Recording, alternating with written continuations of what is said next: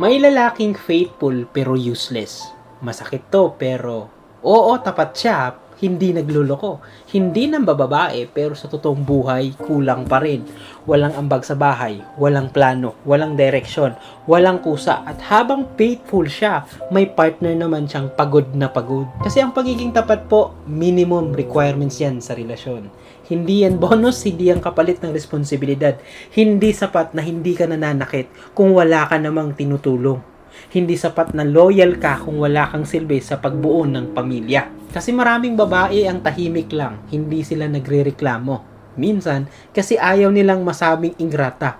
Pero sa loob nila, mas mabuti pang may kaunting lambing kaysa may tapat pero walang ambag.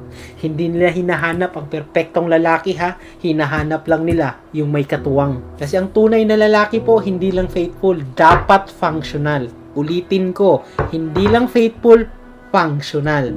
Marunong tumayo kapag may problema.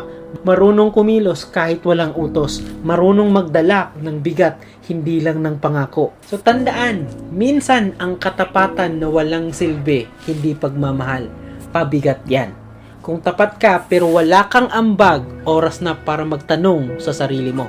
Hindi ka inaasahan maging perpekto ha. Inaasahan kang maging responsable. Kasi sa relasyon, hindi sapat ang faithful. Kailangan ka pakipakinabang ka rin.